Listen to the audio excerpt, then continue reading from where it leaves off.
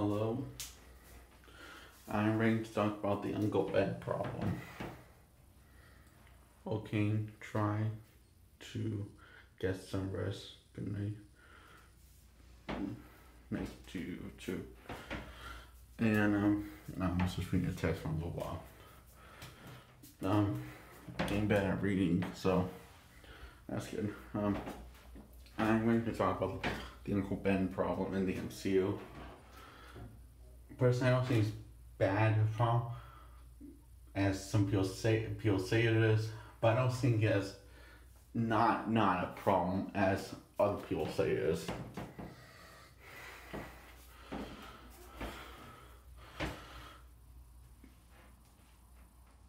But I think it is a problem.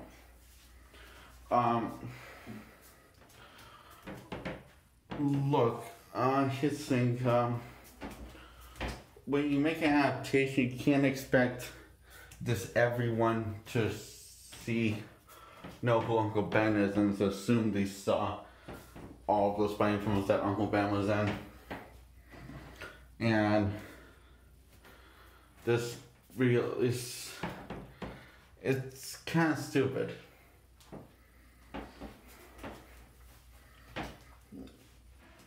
So, I'm going to talk about the hidden Uncle Ben arc in the MCU.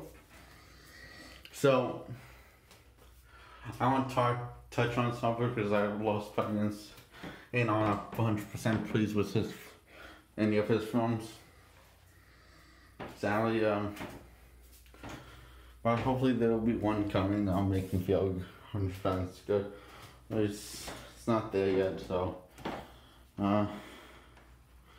If the third Spider-Man installment if they make a third one, when they make a third one for Tom Holland Spider-Man, if they get the character 100% right, I think you could save the franchise and keep on getting that 100% right by as many Spider-Man films they want to take, and with say easy enough so that I can follow along, that knows what it wants to be.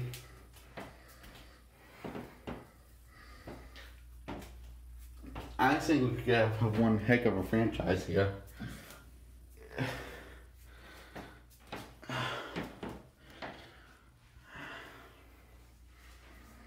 My cheek. My facial hair is itching.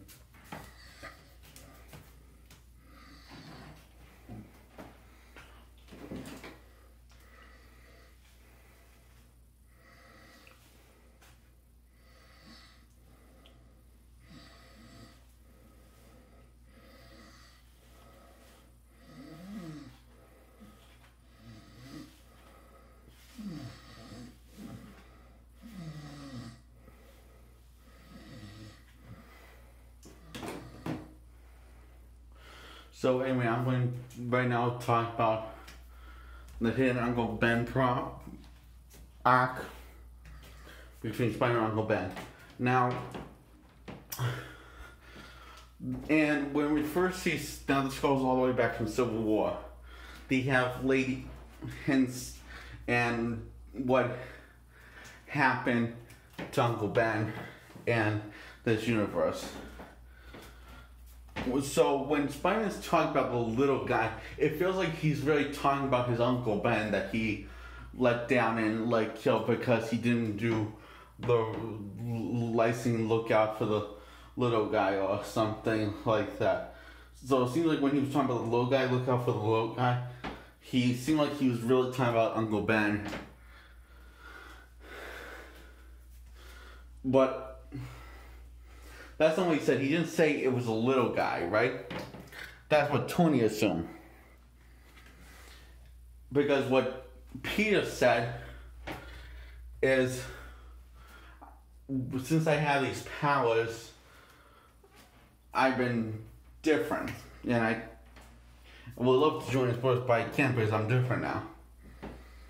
And then when the bad things happen, and you don't do something about it, you pay a price. And in Far From Home, we see a little thing that Uncle Ben's case that he used to have, this case of leather case that was a traveling case. I honestly think, I disagree with this guy. Says he keeps it, but not as a sentimental thing. I honestly think he keeps the case as a sentimental thing to remind him about Uncle Ben. But I think he's at that pace when he's just moving past it.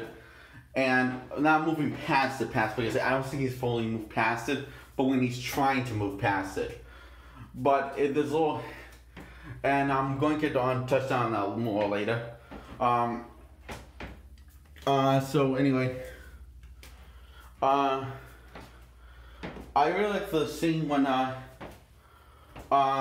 Tony wakes him up, and if Tony's supposed to be the direct, like core thing that is similar to Uncle Ben, then how Tony woke him up from taking a nap and he freaked out is probably the same how Uncle Ben used to wake him up every morning to go to school.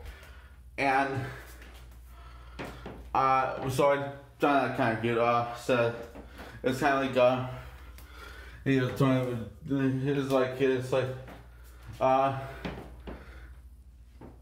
then he really wanted to please Mr. Stark because he feels like he needs to earn his. He's still, even in death, he's looking for his uncle's approval to know if his uncle thinks he's good enough to be Spider-Man, to be a big-time hero. Tony Stark doesn't think that of him, but he's so desperate for Tony to see him that way because he wants Uncle Ben to see him that way as a big hero. But Tony's ego is constantly kicking the crap out of Peter Parker coming out of his grief through the entire scene of Homecoming. Then I like the part when he looks at his mask and he reminds Peter why he became Spider-Man. And he remembers that he's always been a big hero in here, in his heart. He just hasn't known it. So then Spider-Man goes into space, gets snapped away because he decides it's more important to do the right thing than to ask for Stark's approval because Uncle Ben would have wanted him to do it, I guess.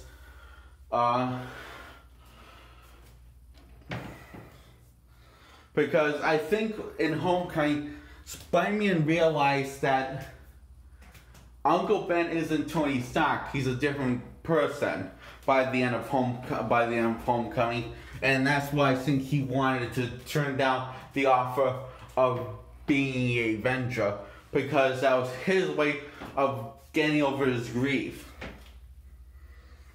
You know, baby steps. And in Infinity War, he's a more legit hero, but he's getting over his grief slowly. And he's 16 in Infinity War, and he's 16 in Far From Home.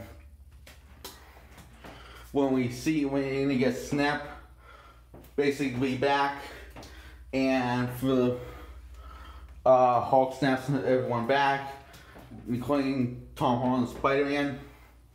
He sees Tony die. The look that he sees Tony dying is the same look of seeing Mysterio when he thinks that Mysterio's dead and Far From Home. It's like he's in denial, then he's in, like, first he's in shock, then denial, then acceptance. I bet that was the same face he had when he saw Uncle Ben die.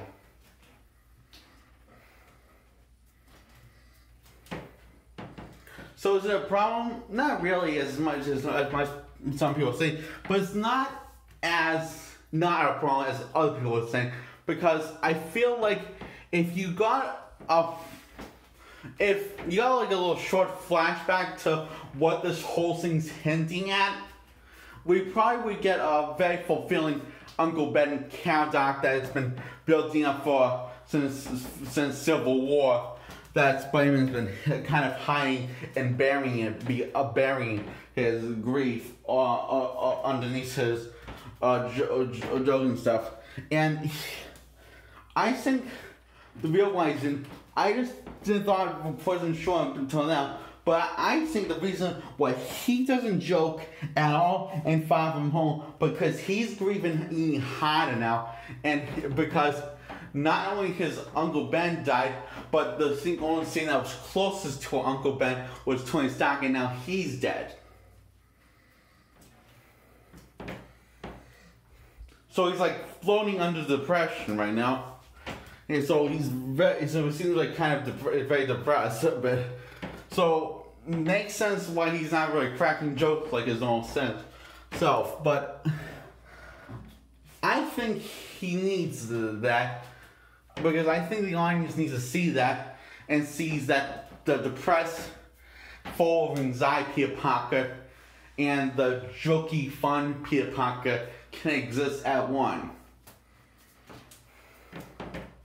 He can still grieve as much as he wants, but he shouldn't ever forget to truly be himself.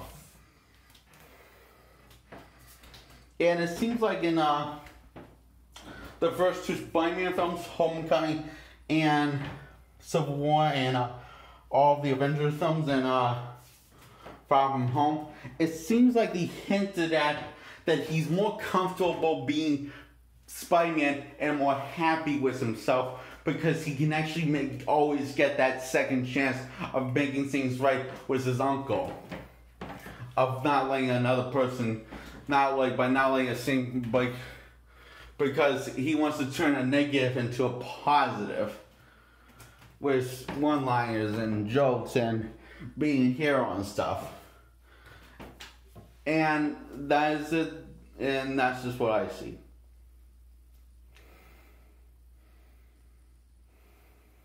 I know what I'm going to title this video. It's going to be the Spider-Man's arc in the MCU and / Uncle Ben problem.